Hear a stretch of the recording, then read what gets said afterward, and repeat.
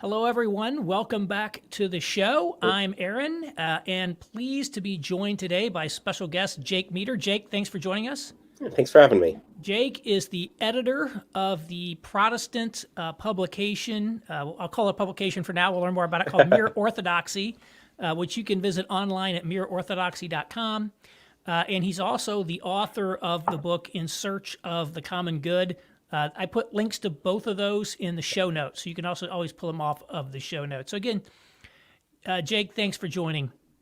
Thank You you. live I'm in excited. Lincoln, Nebraska, right? Is that right? Have Yep. you lived there your whole life? Or I moved to St. Paul, Minnesota for a year after I graduated, but I graduated in 2010, and that was a really stupid time to move to a city you've never been in before in uh-huh. search of work. So I was just extremely underemployed for a year and then moved back home after that.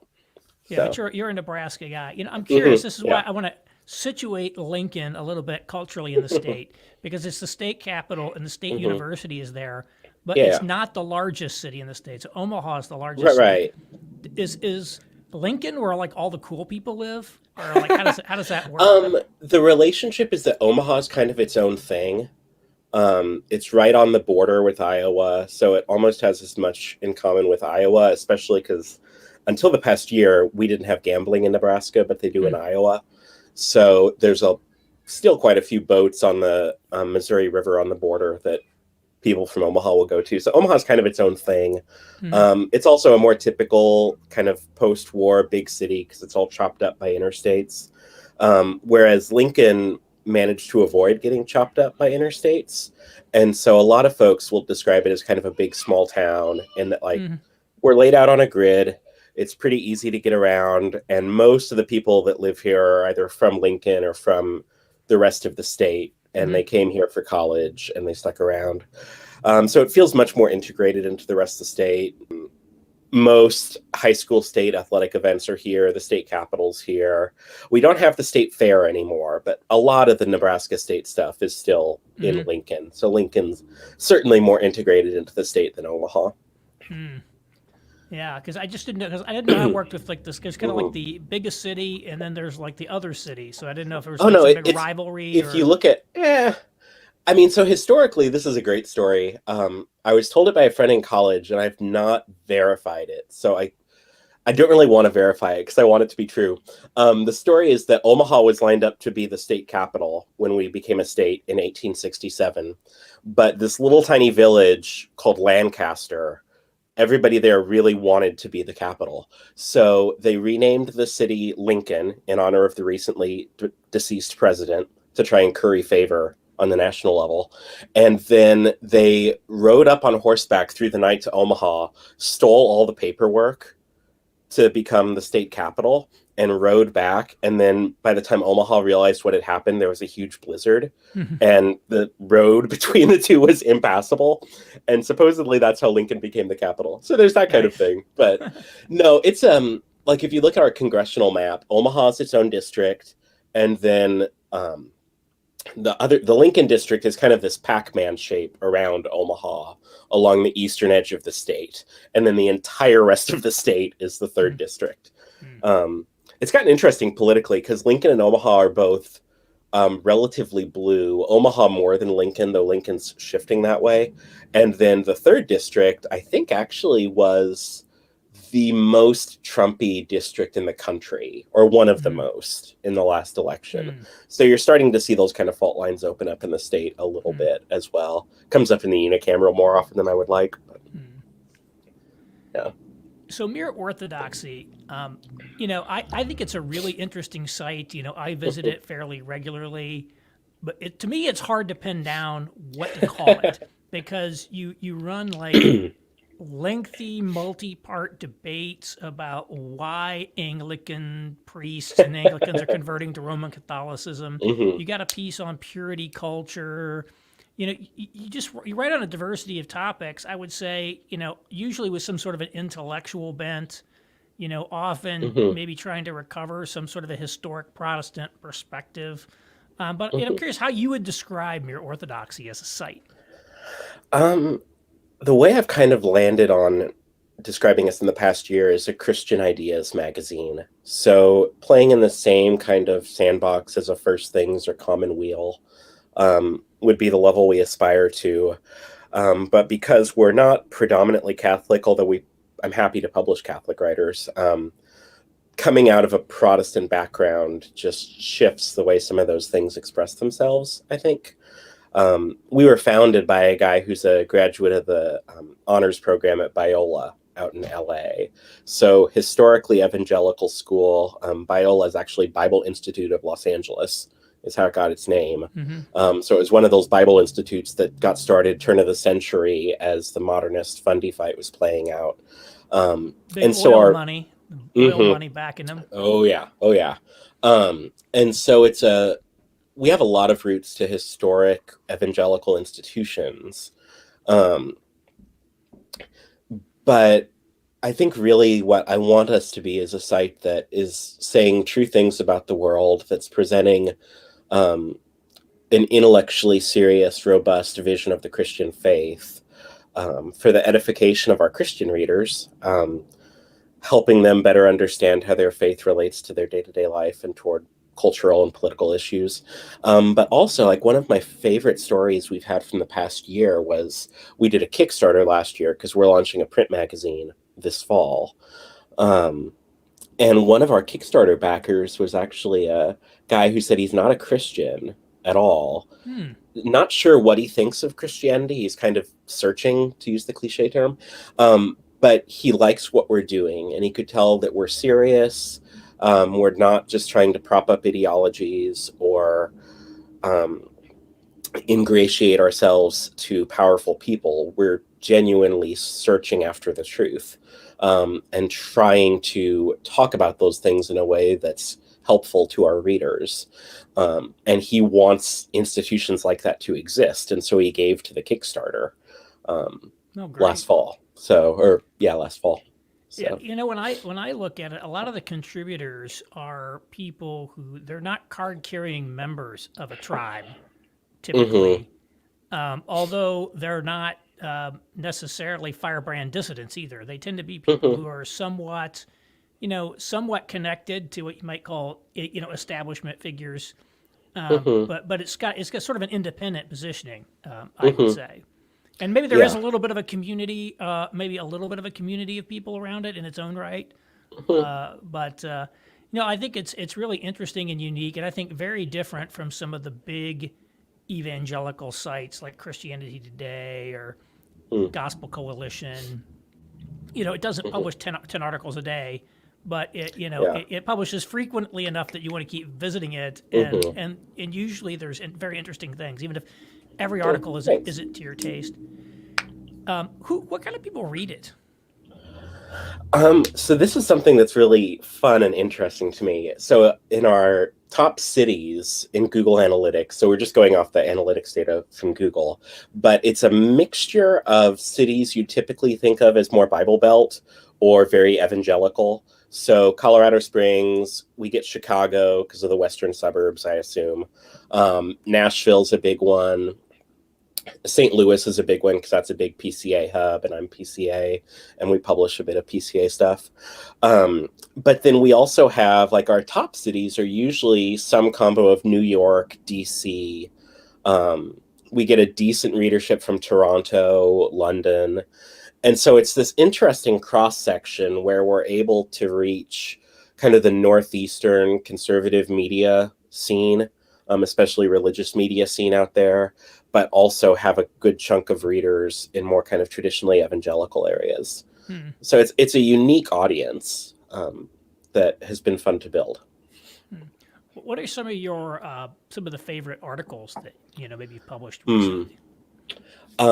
I really liked the piece that Dr. Siljak, when you only email with people, you don't always know how to say their name, so I feel bad if I'm mispronouncing her name. But Dr. Shiljak's piece on purity culture was really insightful, I thought. Reframed a lot, because that can be a really tired kind of argument to have. When I saw the subject line in my email, I was not expecting a whole lot, and then I read it, I was like, this actually is very surprising. And so I really enjoyed that one. some of my favorites are, we have a series, I'm hoping we're going to get back to it in the next year, of essentially like small guides to significant contemporary theologians and philosophers. So we got Peter Leithart to write about John Milbank for us, which was fun because Milbank was his doctoral advisor.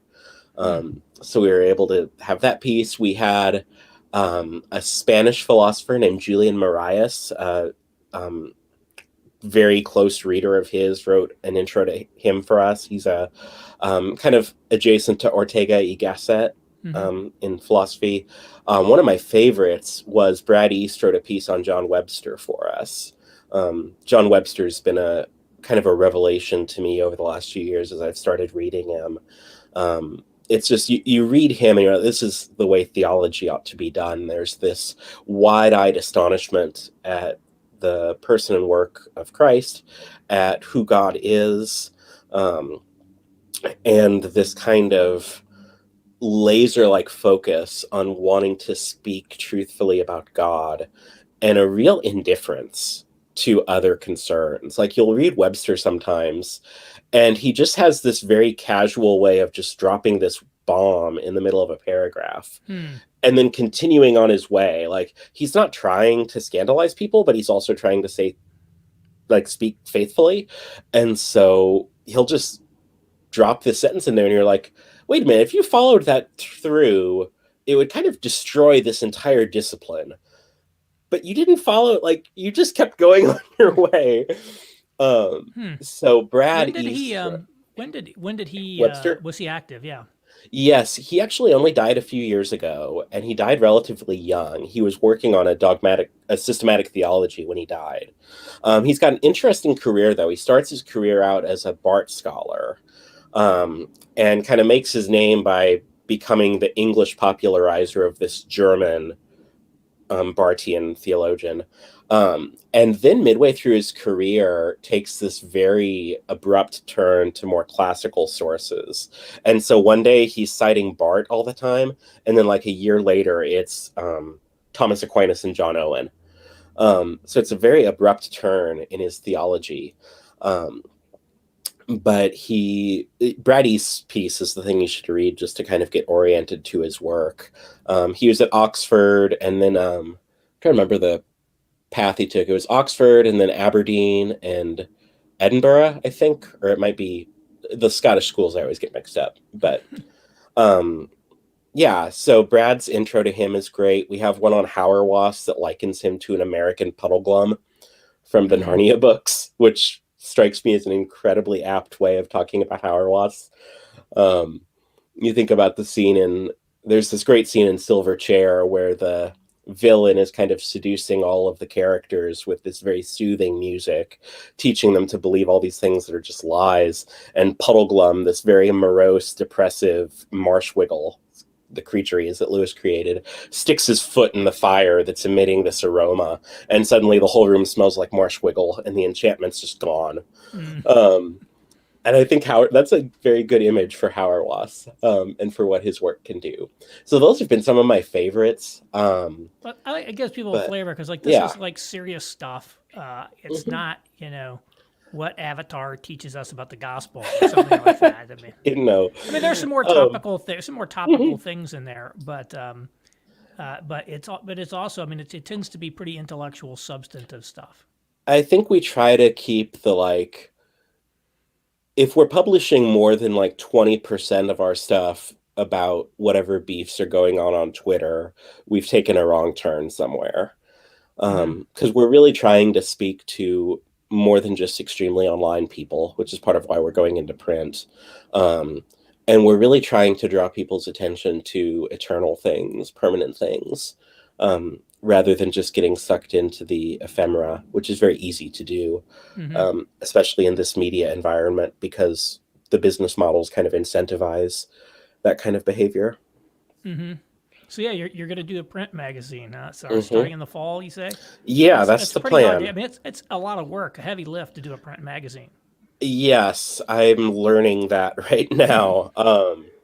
But it's coming together. We've got, I'm pleased with the people we have committed, and Actually, I've gotten a couple pieces in so far, and found a designer we're working with whose work I really love. So I'm excited about that piece. So I think it's going to be a impressive journal once we're able to produce it. But it is just a lot of work. Yeah. Yes.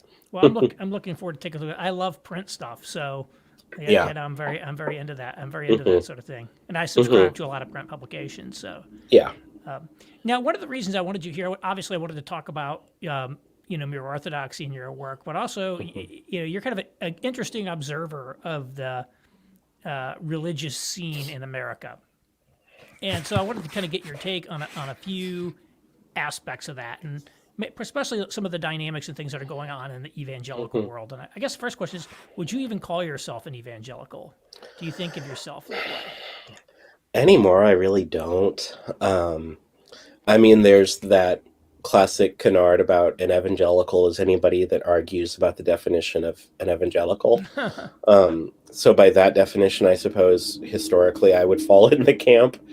Um, I'm just not very interested in evangelicalism these days. I feel like it's kind of a spent force, and so I'm not trying to like undermine it with Mere O, but I'm also not terribly invested in trying to prop up the institutions, Hmm. um, or prop up the kind of traditional hubs that have produced like a lot of the artifacts that we'd think of as being evangelical. Right. Um, Well, I think a lot of yeah. people would classify the Presbyterian Church in America as an evangelical Hmm. Yeah, yeah, denomination.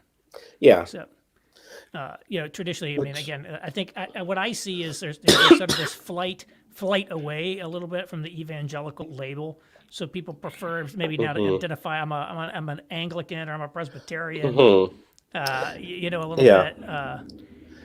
I mean, the thing that's funny about the PCA in particular in all of this is that when the PCA was founded, we were founded in 1973, I think. Um, it was early 70s. I'm pretty sure 73. 73 or Um, 74 was yeah, one of yeah. those years like that. And we were the conservative group that broke away from the Southern Mainline Presbyterian Church. And the original name of the denomination was the National Presbyterian Church. Um, and the vision at the founding of the denomination, there's actually an old piece Francis Schaeffer wrote about this that's super interesting. He wrote it in the late 70s. Um, the vision was that this would be a continuation of the mainline, that is trying to remain faithful to historic orthodoxy. And I think that's the kind of where I find myself resonating the most and kind of thinking about like the sort of church that we're involved in, the sorts of Christian community and advocacy and theology that I want to commend to others. I've even at times I've joked with friends that maybe Mere O is supposed to be this kind of vehicle for the orphans of the main line that never got a chance to exist because of the way the Fundy mainline fight broke. Which is not to say that I think the fundamentalists were wrong in that fight, but the result of it was that just because of the way the numbers worked, the historic Protestants, like a J. Gresham Machen, just kind of had to throw their lot in with these Baptists and Methodists and revivalist types because that was all there was.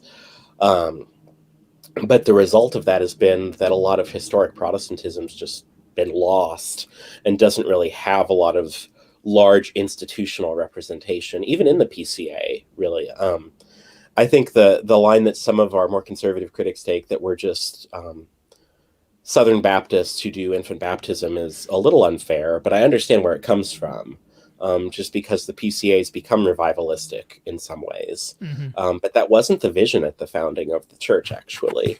So it's interesting how that kind of history develops um, Yeah, let within me denominations. Okay, I'm testing my mic here. I got a complaint that my mic was too low. From Oh, this is the okay. beauty of doing things live. Is that the people who can get you a comment and come up there. Yeah, Yes. I wish I had attended or have been able to attend some more traditionally Southern PCA churches from kind of Hmm. the founding contingent. The ones that I'm most familiar with are sort of these urban inspired church plants in the north, Mm. and I will say they have a very different feel from the mainline Presbyterian churches that I've gone to. And again, Hmm. like the northern, and I'm in the north technically, Hmm. and so you're thinking about, maybe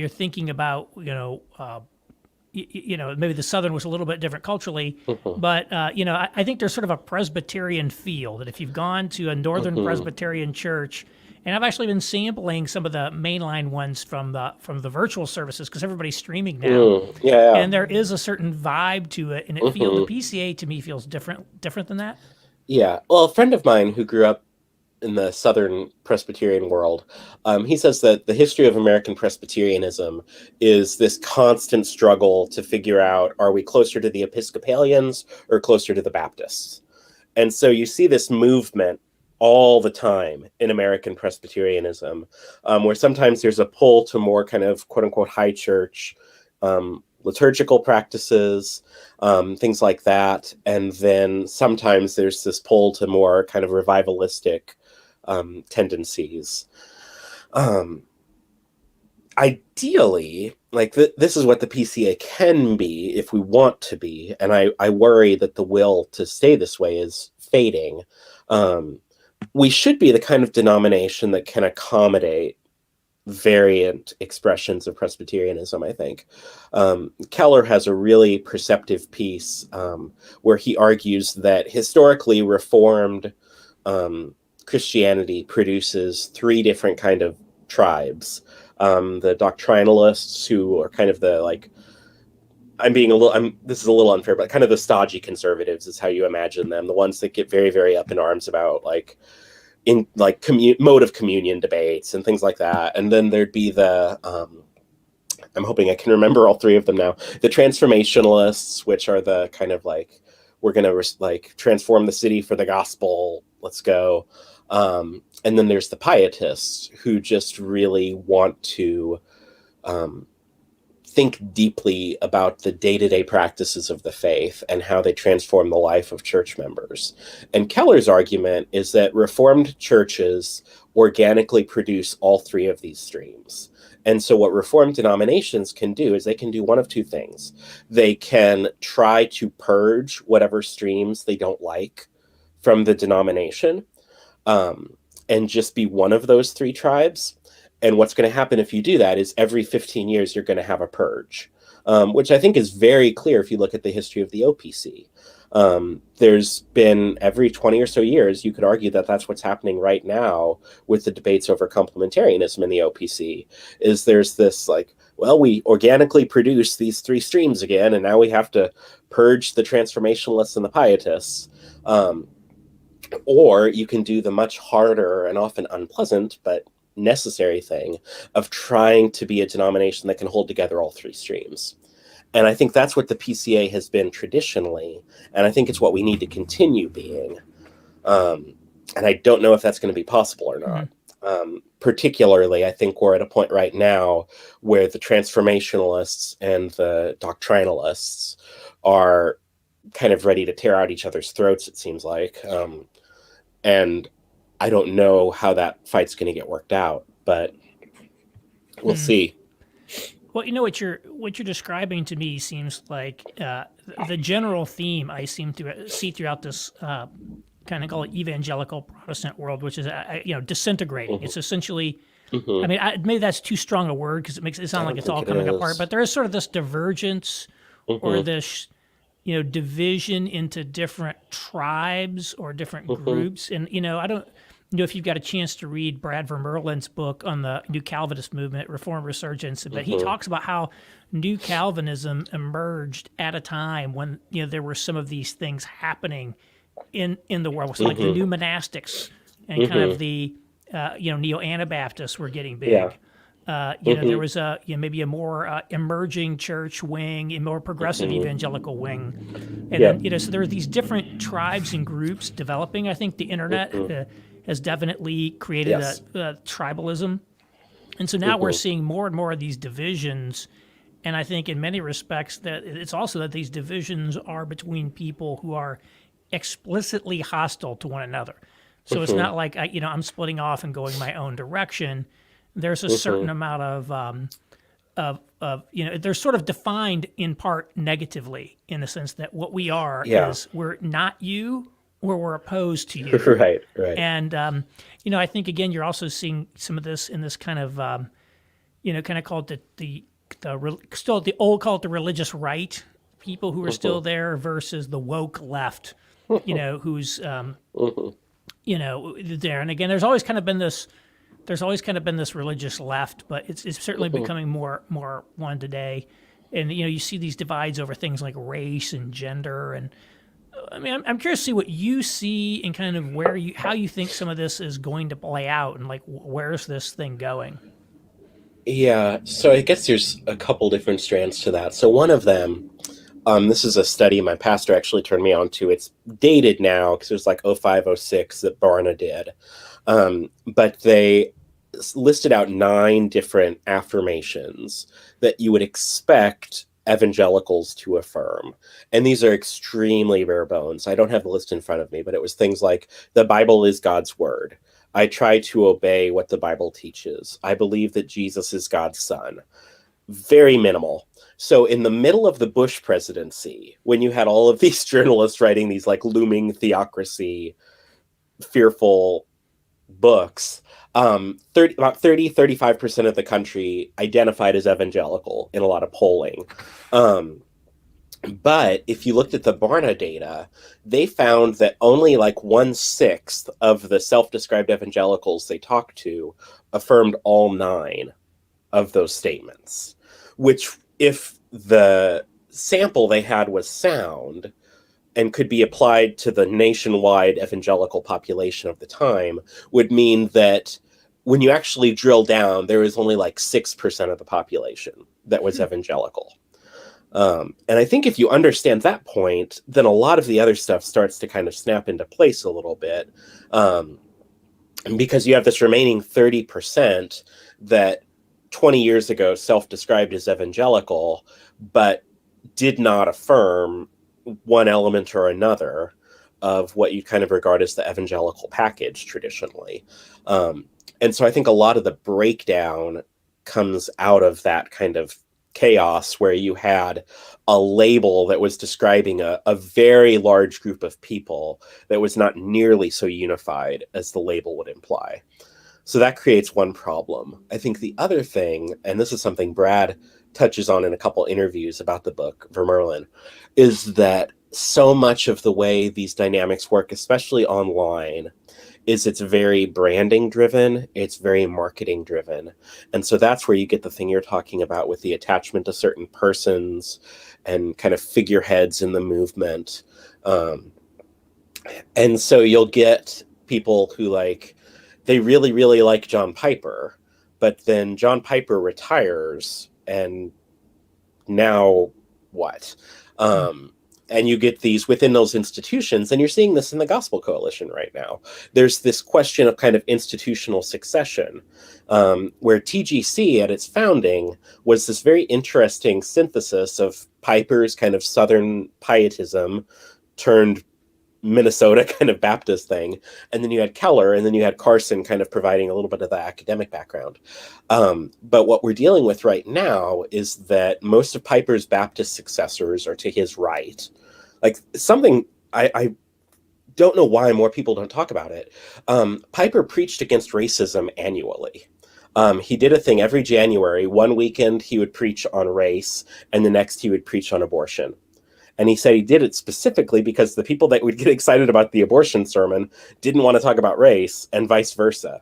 And he would hit both of them. And Bethlehem had a kind of affirmative action hiring policy for pastors when Piper was there.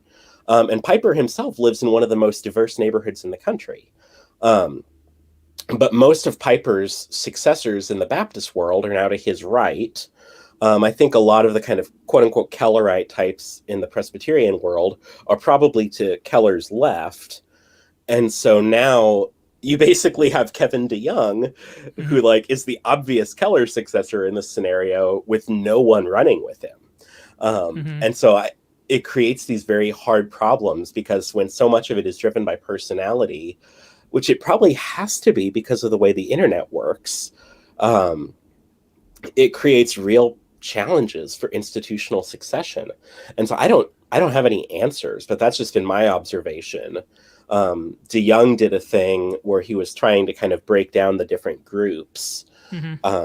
on his blog, and I thought it was insightful to a point, and yet because of the nature of the divide, what ended up happening is the two poles were both furious about it for different reasons, both of which I can understand. But it creates real questions around how do institutions transition from one generation to the next, because you're not just going to be able to clone John Piper or clone Tim Keller and keep things going.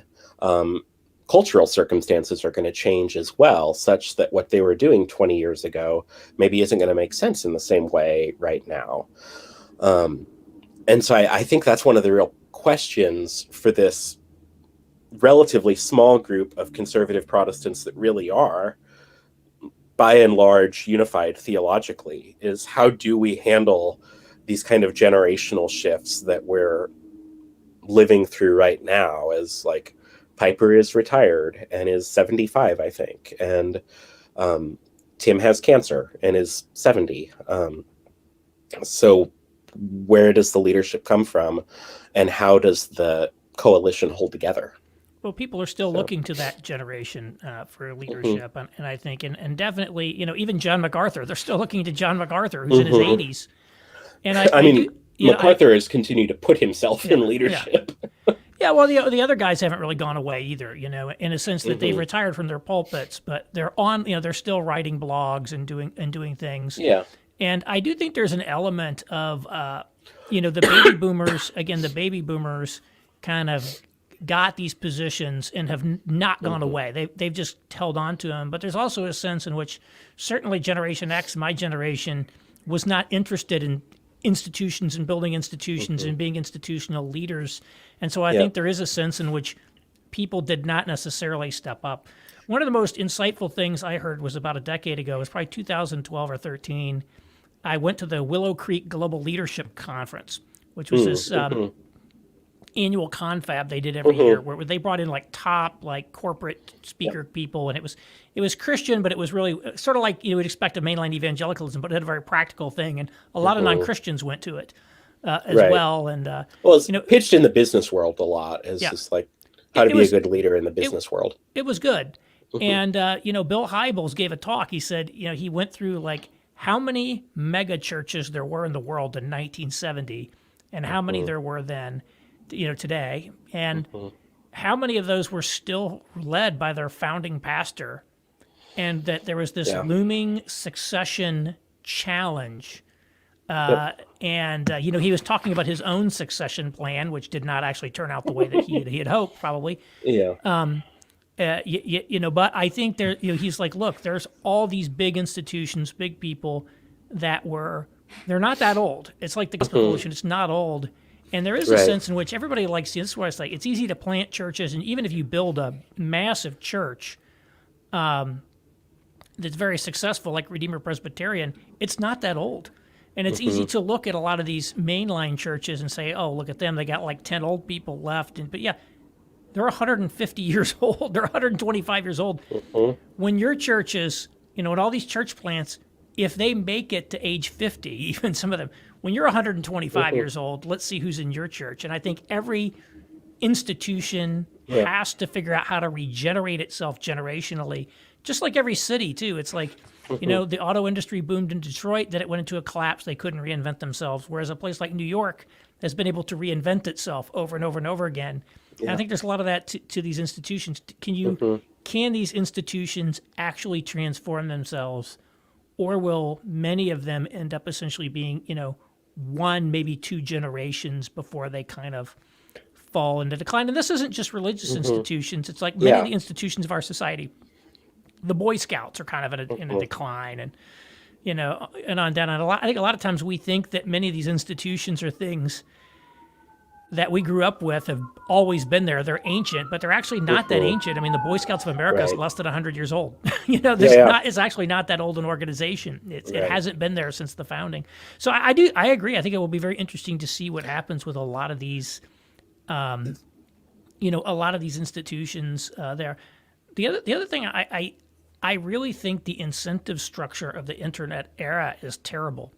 So, Yes. you know, you can say it's a celebrity culture, but you almost have to, the incentives almost Hmm. force you to be a celebrity culture. They do. It's like, okay, great. If I want to have any audience, I have to sort of be constantly cranking out content, Yep. constantly self-promoting. And the best way for me to, I think, increase my audience would be to hold myself up as the guru. Because Right. it's a proven model that works. And when you Hmm. try to not do that, you're almost by definition you're more niche. So I Right. think the incentives are just so bad. It's one of the reasons I've tried to keep Miro independent in the way that I have, because when you think about what are the most obviously successful online media projects, they're one of two things. They're the sites that kind of just become shills for neoliberalism to one degree or another, and they can sign those really huge sponsored content deals, like what Vox used to do at least. Not as much anymore because a lot of even those deals have dried up. Or it's the very personality driven media projects on a site like Substack. Um, and the trick there, like I'm on the whole positive about Substack because I think it's a good thing to help people become used to the idea that you should be paying for content. That's great. The thing that I worry about is that the model is skewed toward individual personalities, rather than toward building institutions. And so, whereas with Miro, we have a really long, solid track record of being one of the first places to publish a lot of writers that are now more well known. Um, that Miro was one of the first places I wrote for. Alistair Roberts was writing for us in, I think, 2012, 2013. Derek Rishmawi was writing for us 2010, 2011. Brad Littlejohn was writing for us when he was still in grad school. These are all folks that have had multiple book deals now. Except Derek needs to write some books, but he hasn't yet. And we have like Hannah Anderson was writing for us a long time ago. She's now done 4 books, I think, with Moody. So we have a solid record of finding these people early in their careers and being a place where they can publish and they can work with an editor and they can be exposed to an audience but still have some interference provided by the institution between them and the audience. They have an editor that's going to save them from early career blunders that can haunt them, those kind of things. And when you have such a newsletter dominated business model for writing and online media, I just worry where are the junior level positions in that world that allow people to learn to make mistakes privately that get cleaned up before they get published, and to just kind of, just have time to think and grow and mature as a writer. I don't think we have an answer to that. And so the outcome is that you just get lots of very cynical, kind of hacky media. It's lots of people just kind of sticking their finger in the wind to figure out which way it's blowing, and then they chase it. And that doesn't And it actually rewards a serve certain anybody. style too. Yeah. The Andrew Sullivan, Rod Dreher, Glenn Greenwald style Yep. generates Exactly. the controversy, the eyeballs. Hmm. That's what sells basically. Hmm. No, exactly. And the thing that often happens, like, Rod's a friend, so hopefully this comes across in the spirit it's meant. Rod will write something that is very reactive about some item in the news, and it will get passed around a ton. I don't see his traffic numbers, so I don't know how many eyeballs get on things. But often what will happen is he'll write a follow-up thing a few days later that's way better than the hot take he published the first day, and it will get read by 1/10 as many people. Freddie DeBoers actually talked about this on his Substack a bit, and he'll just publish his numbers, and he'll be like, look, here's the thing I wrote where I was playing to type. I was specifically trying to just get obnoxious amounts of traffic in the way I wrote it because it's a formula and I know the formula. And here's what I got for traffic. Here's what I got for subscribers. Here's the thing that I wrote more the way I want to write, in a way that's meant to be more reflective and helpful to my readers. And look at those numbers. this is the problem. Yeah, well, I do think when you look at the guys I named like Dreer, Greenwald, and Sullivan, I think those guys. One reason it works for them is that I think that is authentically who they are. They're Yeah, being that's authentic. true. They're not following a formula to generate traffic. That's true. And Yeah, and so that I think is helpful. It's always helpful when you're authentic because I think it comes across that way. But it is it is like that. And again, I've thought about this a lot in terms of my own model for what I'm doing with the masculinist. I said it's good to be in there's a lot of good that comes from being in an institution. But if you're in an institution, then especially these Christian institutions have become sort of monoliths in a lot of ways. You essentially have your freedom disappears inside of an institution a little bit, and if you're on the outside, you're free, but you don't have any of the virtues or things of being an institution. And typically when you're an outsider, you become very shrill. You get pushed further and further to the extreme of attacking the institutions because you into that. I've always thought, I said, Yep. if I had, it would be ideal for me, most likely, from a keeping me kind of like on track. If I were like 25% Big Eva, to use the Carl Trueman, if I were 25%, that would probably tamp down my biggest excesses. Was still having some freedom. Now, I will say, I think there are some institutions. I think some of the political ones, like the Manhattan Institute, was very good for me in terms of immense intellectual freedom there, but also with an institutional support. But it seems to me that there aren't this kind of like highly diverse Christian institutions as there used to be. And that's one of the things I like about Mere Orthodoxy as a publication is it actually is a tremendous diversity of voices. It's not just a monolith. It's extremely amusing to me. I've gotten to where I kind of know what kind of pieces this will happen with.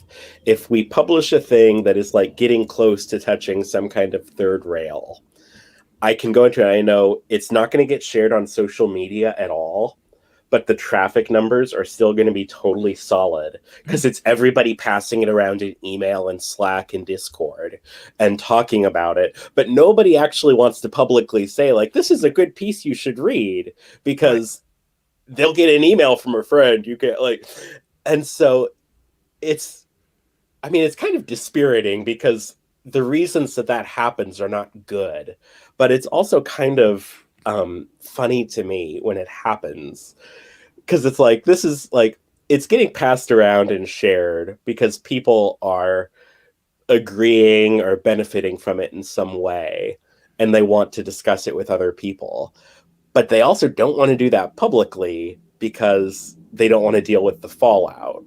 Right. And we don't have tons of pieces like that, but we've had a fair number over the years, and I don't know. It says something about the institutional dynamics and movement dynamics, I think, when we have those kind of things.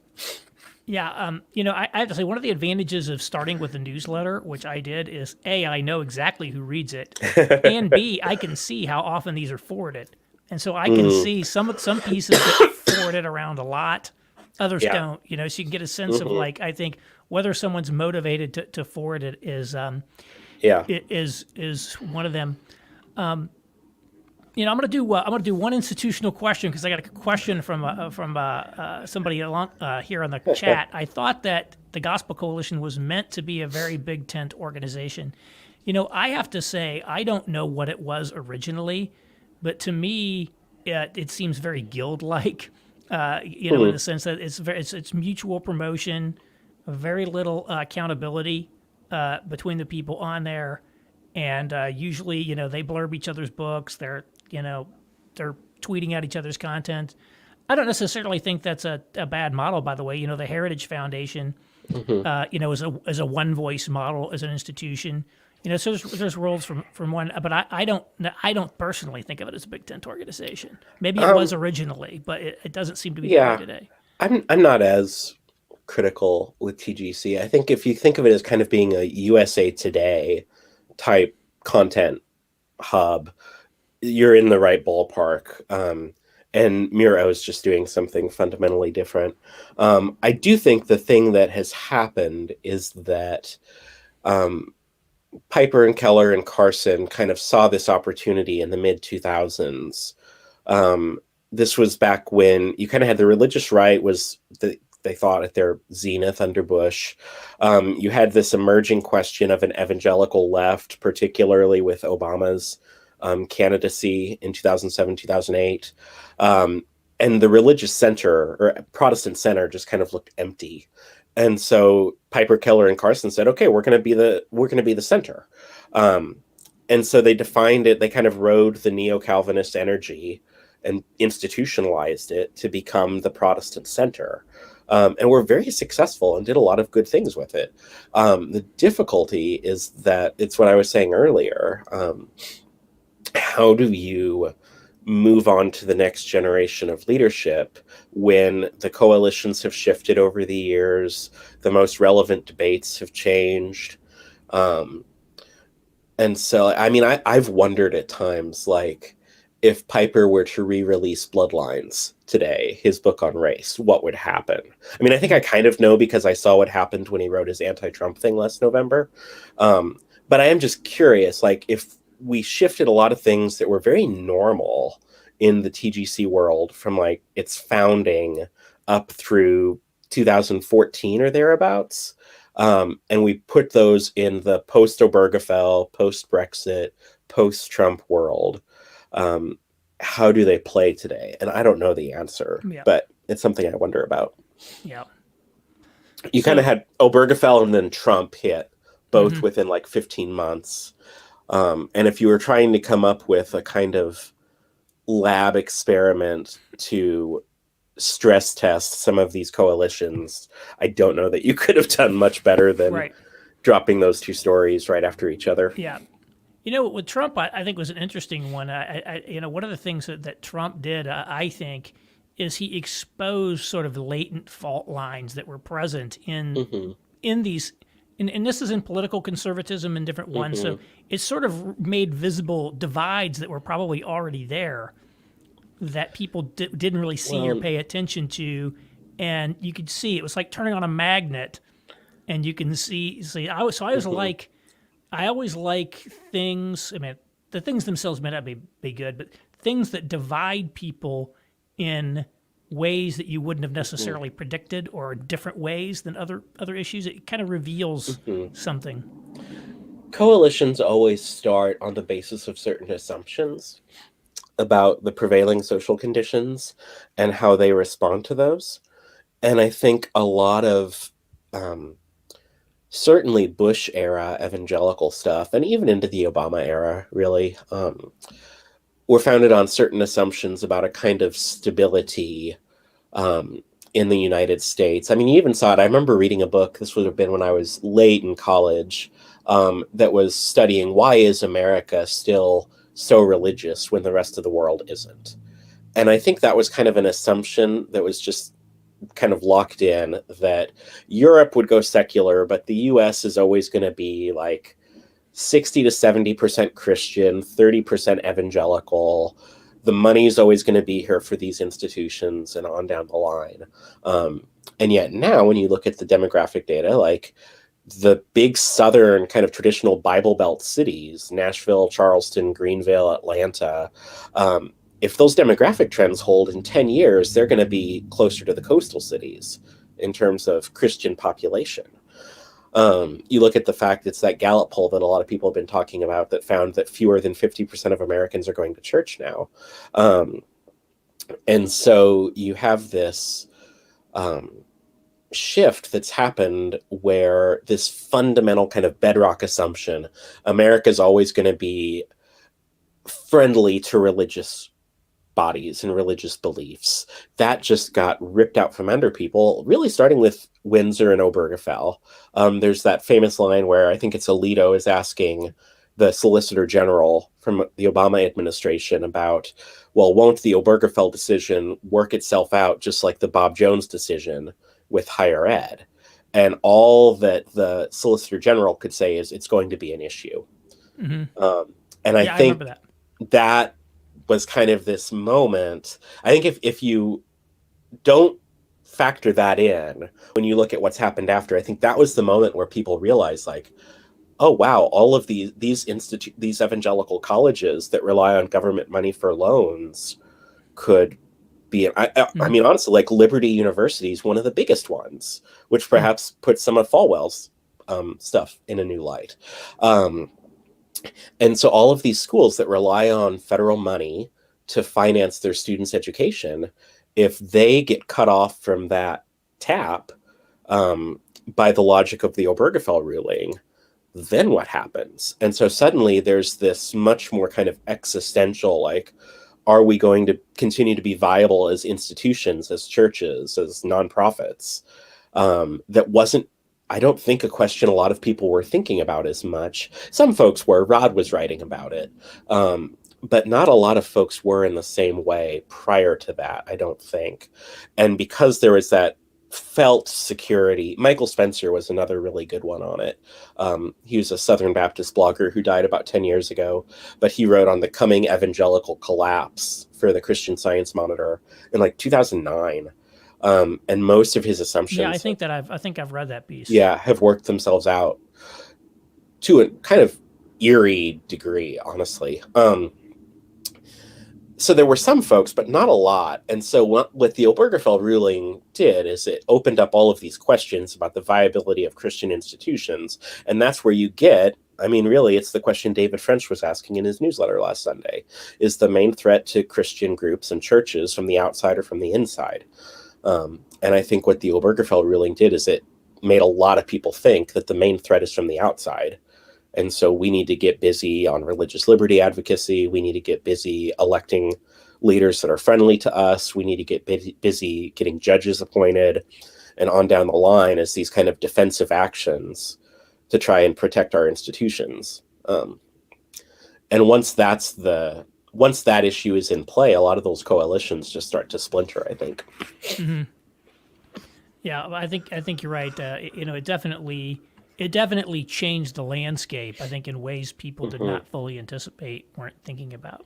Mm-hmm. And I have some follow ups on that perhaps, but I might first. I want to make sure we talk about your book.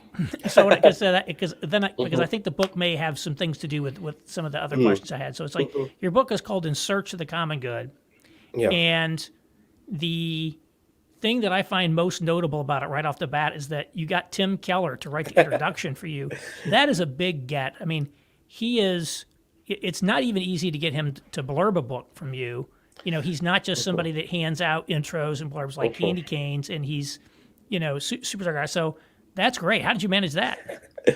So he's read Miro for a while. I don't know for sure when it started, and I actually haven't asked him about this one, but we did a piece years ago. My friend Susanna and I wrote it together called Tim Keller Goes for a Walk. Hmm. And it was basically spoofing his many critics, making the point that, like, Tim Keller couldn't go for a walk on a fall day and make banal comments about the weather without getting yelled at by a bunch of critics. And I know that some people that work with him read it because I heard about it from them. But then later on, there was a thing, it would have been like 2017, I think. Eric Erickson wrote this thing called the PCA's Tim Keller problem. Yeah, I read that. Yeah. And I rolled my eyes, whatever. But then I was like, well, Erickson's got a good sized platform. He's a student at RTS Atlanta. This could actually, like, kind of go viral by PCA standards. So I wrote a thing for Mere O, basically trying to help the, like, Keller contingent of the denomination sympathetically understand where the conservatives were coming from, while also making the point that it's really silly to act as if the like, in post-Christian context, the denomination's most effective evangelist is somehow tearing down the denomination. Like, what? Hmm. And so I wrote that, and then that, as far as I can tell, ended up going more viral than Erickson's thing ever did. And hilariously, what ended up happening is I was in this super conservative Facebook group that one of the guys actually told me I was going to hell, because I affirm evolution. I don't know how we got there, but conservative reformed. And then I had the more progressive wing, like, privately contacting me, like, not happy about some of the things I had said. And then in the middle of all of that, Keller emails me. I don't even know how he got my email address.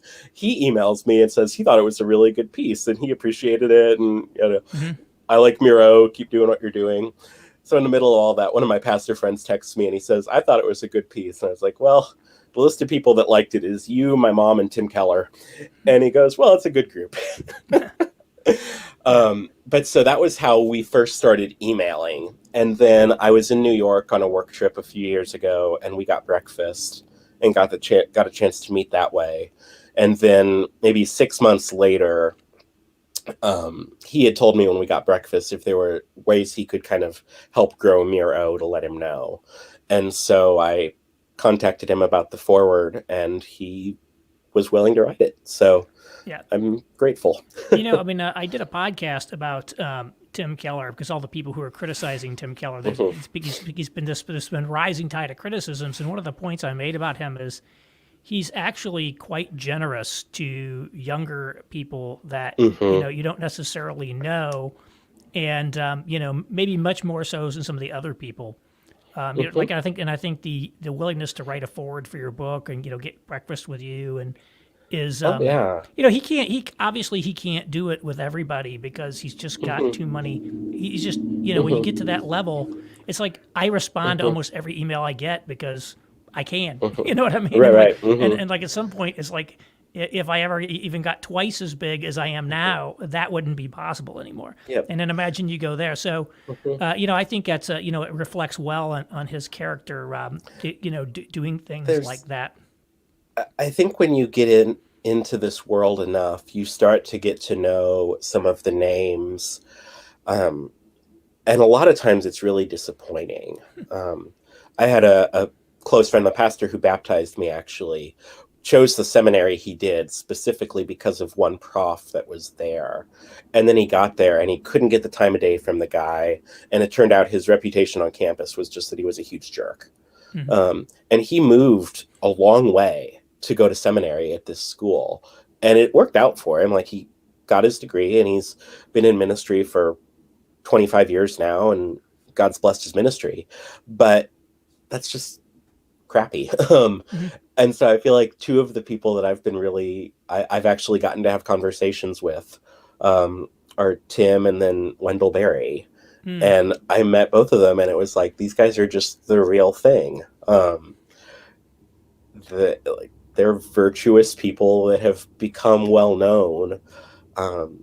But we have this picture. I will treasure it for my whole life. I imagine our second son or our oldest son, our second child, is named Wendell. Robert Wendell for my dad and for Barry. And we got a picture of him with Wendell Berry at a conference in Louisville a couple of years ago. And our Wendell is energetic and this kind of chaotic ball of energy that I just love. But sometimes it's like we're trying to aim you, but it's not easy. And yet when he was sitting down with Barry, we got this picture of them. They're just both looking at each other. And Wendell Berry, 85-year-old Wendell Berry, who just spoke for a couple hours at this conference, and we were at the tail end of the line for the book signing, is sitting there to talk to this little 4-year-old boy. And the 4-year-old boy is just riveted. So it's just such a cool thing. And kind of in the same way, like, for someone of Keller's stature to take an interest in what we're doing, and be willing to help with things as he's able, it's been very encouraging just to see people that get to be big and yet still seem to be human and aspiring to virtue and generous with their time. And he's also a voracious reader. I mean, he reads an immense amount of stuff, and he's very, very, very good at taking all this stuff in and then synthesizing it into something coherent and then explaining it to people. I think in a way that's compelling. So I'm not surprised to hear necessarily that he's reading Mere Orthodoxy. So your book is about the common good. That's a big topic. And it's like a 200-page book. Okay, so if you buy the book, people, you're not getting sucked into a 1,000-page thing here. This is very readable stuff. So where do you zero in on a common good? What's kind of the thesis? Yeah. So Originally, the way it actually got started is we are doing a lot of writing about the Benedict option at Mere O. And Rod was kind of helping promote the site and was very enthusiastic about what we were doing. He's another one that was just very generous to us. Um, and so I started kind of putting together a proposal for a book that was going to take a more kind of historically reformed slant on that conversation. Because Rod's interested, like he's Eastern Orthodox, but I kind of have this theory: if you're Eastern Orthodox and you don't have Caesar in your pocket, you default to Anabaptist. Um, and so his actual political theology is very Anabaptist-y. And so there's a lot of elements of that that don't translate well for Reformed folks. Um, and so that was how it started out. But then as I was doing that reading, I was seeing like there's actually all of these books. It's not just that there's these kind of fearful books about the future of Christianity in the US. There were quite a few that came out in rapid succession. Rod had one, Rusty Reno had one, Archbishop Chaput had one, Anthony Esselin had one. There's also quite a few books coming out. You think about like Charles Murray's Coming Apart or George Packer's Unwinding, that are very concerned about the future of just common life in the US and civil society. And so I just started kind of by asking what's behind that, where we have both of these things hitting at the same time. And seemingly they're both popular enough ideas that they're selling lots of books because we're getting lots of books on these themes. And what I eventually landed on was that we've got this commitment to individual freedom that's become so detached from anything outside of the self that it makes life together very difficult, if not impossible, because the things that hold life together in a community will at least sometimes, and maybe even often in some cases, be experienced as a curtailing of individual freedom.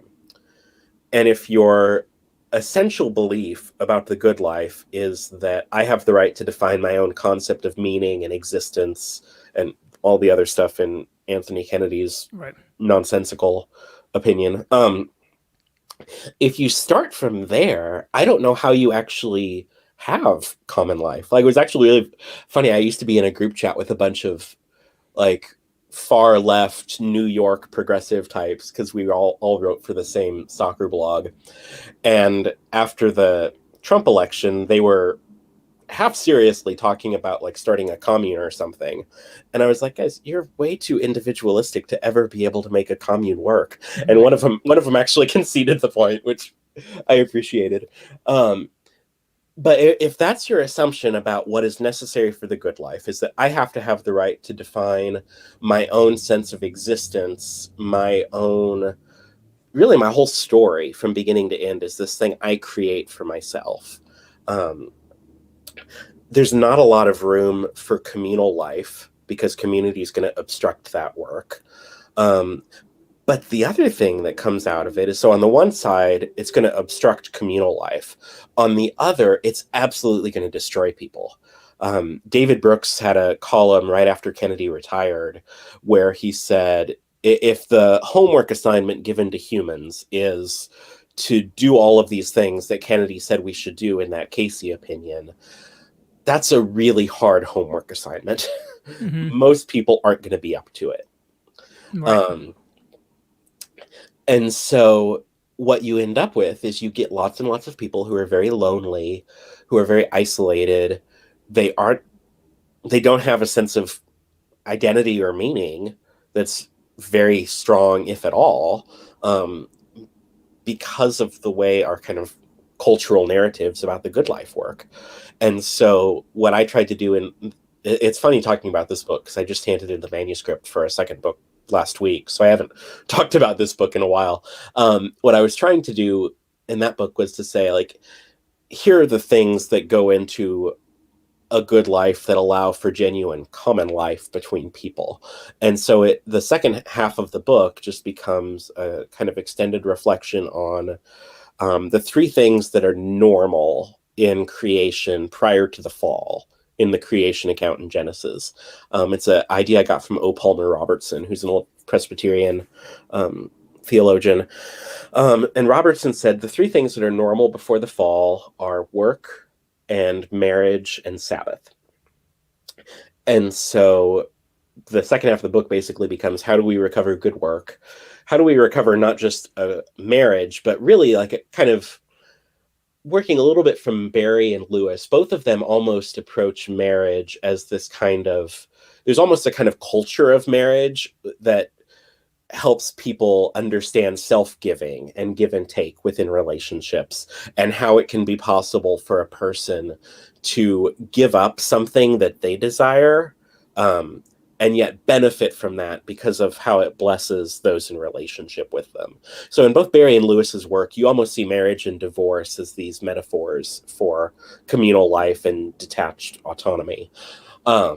And so the marriage chapter is about more than just marriage. And then there's a chapter on the Sabbath of how do we recover practices of rest, and silence and just space to breathe, and to be with people that we love and to enjoy the good things of the world together. And so that becomes the most of the second half of the book, is just reflecting on those three things, and how the kind of current regime makes all three really hard, and how Christians can try to recover those three things in order to be better neighbors. Does this look in a at fragmenting it culture. from kind of a small scale community or from a large scale? So a good friend of mine who's read the book said, I'm at my best when I'm writing the smallest, and when I try to write about bigger things, I get off the rails. So I think the sections I enjoyed the most certainly were more kind of local and small, but it's trying to kind of offer, like, it's going to be hard to have coherent civil societies if you don't have healthy, mature, well-grounded individuals. But you need more than healthy, mature, well-grounded individuals to have coherent societies, if that makes sense. Yep. So it's a both and thing, I think. You know, what I see typically happens is, there's a lot of people who are kind of looking at these problems, and the solution that we call it the conservative solution typically is some form of neo-Tocquevillianism, which is to say, I call it the front porch republic solution, because yes, if you want to do that, you could sort of think about creating this Benedict option or this bubble within society where things are a little better. But if you want to go large scale, then the answer, quite frankly, the only answer is regime change. And generally, I think a lot of conservative people recoil from, the regime change approach, which is, we need to have a fundamental. I think about Deneen. Now, Deneen may be writing somewhat esoterically on this. I'm not quite sure. I would love to have a conversation with him about it. He writes Why Liberalism Failed, and he just rips liberalism a new one, and yet he explicitly states that attempting to replace liberalism with some other form of regime is, completely illegitimate. That would be Hitler. It would be this. And then he goes back to the neo-Tocquevillian solution. So I think it's like there's like this dissonance that people have is, especially conservatives, tend to not, the idea of a radical rewriting of society is really not within the repertoire of things that are psychologically, they're typologically with. And so that kind of leads you to a kind of a neo-Tocquevillian approach. That's just my kind of the way I look at it. It seems to be a lot of people look at this, and I think I look at it, and I typically, I want to reject neo-Tocquevillianism as a strategy, and yet the only practical things I can come up with are neo-Tocquevillians. It's like, well, what are you actually going to do? This is about the only solutions I can come up with in a lot of ways. Yeah. So this is the persistent struggle I've had with these kind of conversations, is that I'm very enthusiastic about Christendom and the goodness of Christian society. It's something I want to try and persuade more people on, because those things are not like those are not the things you promote if you want to be clubbable in a lot of Right. publishing circles right now. And so one of the things I want to be doing with my own work is trying to persuade people that a Christian society is a good thing. The thing that's difficult is that if a Christian society is, it seems to me, going to be defined by virtue and generosity, and a kind of baseline of care on a very foundational level. And the things that one needs to get ahead in the political rat race in order to advance a kind of regime change agenda, the practices you're going to engage in and the circles you run in to get there, to put it mildly, are not conducive to humility and virtue and care. And so I found myself in this very weird place, like when the French Amari stuff was going on. I have a lot of sympathies with the critiques of the like David Frenchist position, which I don't, whatever. I like and respect David a lot as well, so I feel weird. I don't know how to talk about that well. I have a lot of sympathy with those critiques, and yet a lot of the practical outworking of the kind of Amariist side, it seems to me, is like securing regime change. It's very difficult to discern what are the moral guidelines that are telling you what you can and can't do to pursue regime change. Submit to the Pope. I suppose, except even there, like, if Pope Francis wanted to go whole hog on like papal maximalism, the first people in his crosshairs would be a lot of these integralist types, right. I think. Anyway, yeah, that's a whole other thing. But so I think the contribution I'd want to make to the conversation is to say we probably need to have a longer game in mind here, because the kind of society we want to create is going to be created by people who possess certain virtues and characteristics and qualities. And if we attempt to create that society via shortcuts, via Supreme Court cases or laws, like those things can be very helpful. Laws and Supreme Court cases create plausibility structures for people. They lend legitimacy to certain ideas. And so I don't want to completely dismiss that kind of work. But I do think that there's a certain sense in which, like, if obtaining a certain amount of success in those arenas requires compromising certain things, then I think we have to be willing to take the loss, at least in some sense, in order to remain virtuous and faithful to what Christ calls us to as Christians. And so I've never known where to place myself in that debate, because I have sympathies with where both sides are coming from. Well, it's not. I don't think it's obvious what to do, but I'm going to bring it back to Nebraska here. But how do you engage in this without turning into Ben Sass? I mean, that's where I think. That's where I think. I hate to say it. Like when I hear people talk about like the common good and stuff, and I just look at like it. It turns. I don't. How do we not become Ben Sass? You can't be Ben Sass. That can't be. So he's a member at a church that my church helped plant, and I'm friends with his pastor, so this is awkward. But I think the thing that is, so like what we have in Nebraska, what we're trying to do is like, our family's part of a little school.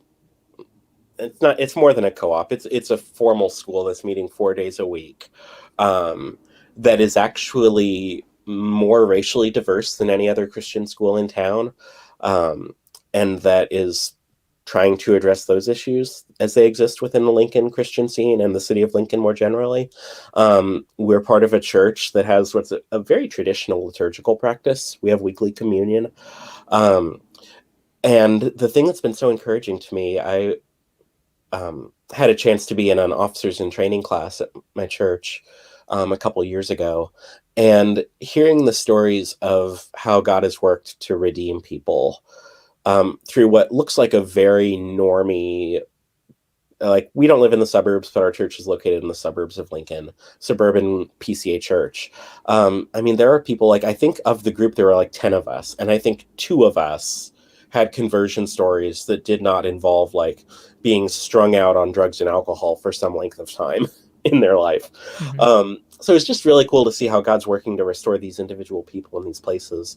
I think the thing that, as far as the question about Ben, I mean, I don't know what he would say to this.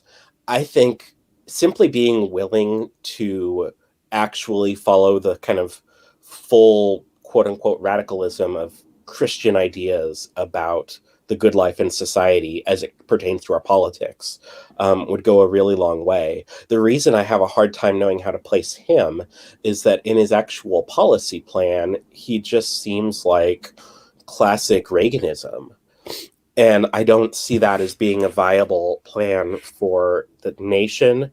I certainly don't see it as being a viable plan for Christian political advocacy in the future. And so I would just love to have somebody that's willing to say, like, we're going to, I mean, honestly, like, Romney has been better on this than Sass. We're going to prioritize the life of the family. And Romney, the thing I loved, I wish that he had more support on it in the GOP. Romney's even going to violate the bizarre veneration of working some really crappy, alienating, demeaning jobs in order to obtain help with raising, like, funds for your kids. Romney's even willing to violate that to try and create policy that is conducive to American family life. And so something like that I could get behind. But I think what happens with Ben a lot is he's just, there's not a lot of policy vision there. And so what you're left with is, there's some good sound bites, but it doesn't translate into a political vision because there's not a policy vision for how do you translate these Christian ideas. And I mean, honestly, in Sass's case, like, he's a Reformed guy. He's been in quite a few different Reformed churches. He's friends with Michael Horton. How do you actually translate these theological commitments that I know you have into a policy vision that isn't just like microwaved Reaganism? Right. And that's the question that still hasn't been answered.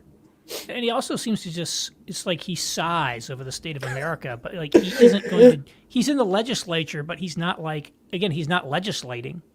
You know, he's not, it seems like he wants to a little bit. I think there's a lot of conservatives who just, they want to stand by kind of above the fray and just sort of look down and say, well, look how terrible this is. But they're not really like fully engaged in, in certain things. And again, I look at other people, I mean, I like what Mike Lee was doing with the Social Capital Project, for example. Yep. Again, he's trying to do some research, trying to actually do something. I mean, points. Lee has been doing some things like that.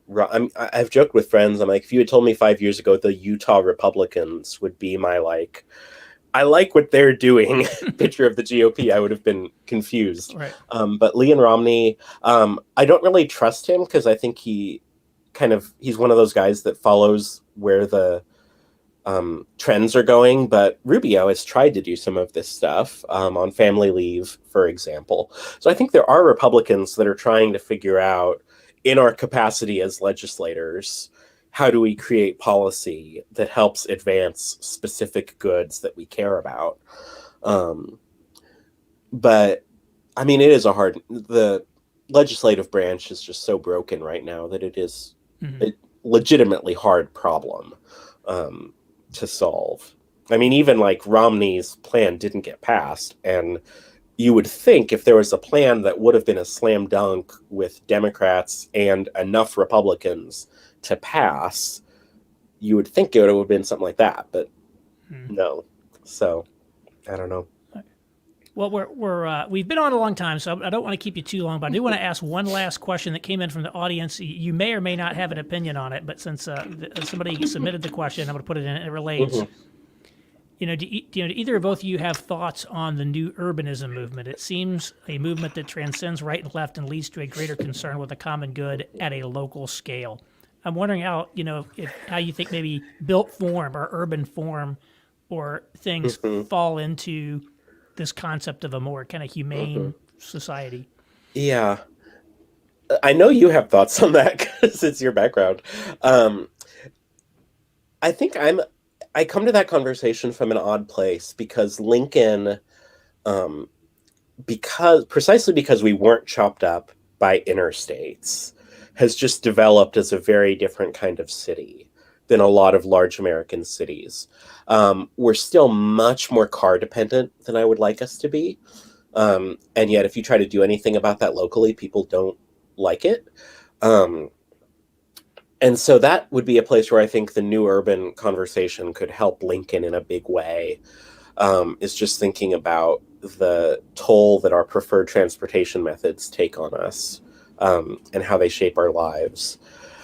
Um, but I think one of the blessings of being in Lincoln is that a lot of our traditional neighborhoods have been able to retain some elements of their identity, um, because they haven't gotten cut up in the same way as a lot of neighborhoods in other places.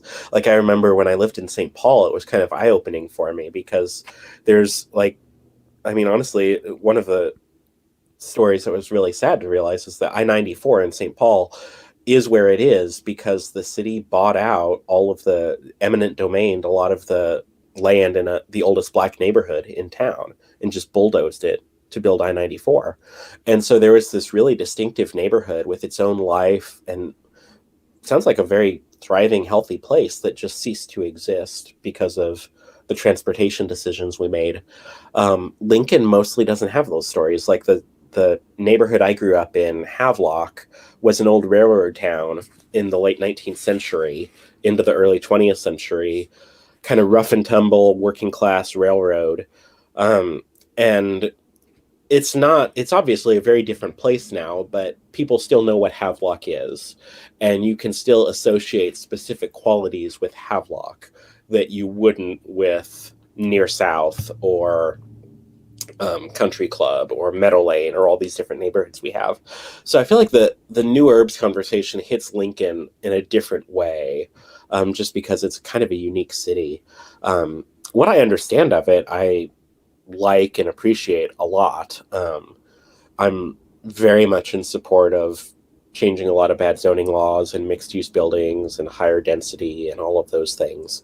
But it takes me a little afield from both my own experience and expertise to say much more than that. So you'd be the one to comment there, I think. Yeah, I don't mean I think I like it okay. I don't think it's the one true answer to Sure. all of life sales. One of the criticisms of it is that it's an aesthetic movement, heavily aesthetic movement, and but it's good. I think I do think it's one. I think the commenter made a very astute observation that there are kind of like people of multiple political persuasions who are united in thinking different about this, and so that's one of something that, just as I said, things that divide us in interesting in ways are very, very kind of good to take a look at. I think things that unite us in interesting ways, and this is one. It's sort of a movement that you can't really pigeonhole people on. Right. So that's great. Well, again, Jake, thanks so much for the conversation. Yeah, Again, people, he's the editor of Mere Orthodoxy, mereorthodoxy.com, and the author of In Search of the Common Good. And again, in the show notes, you will find links to both of those to check them out. So again, thank you, Jake, and have a good afternoon.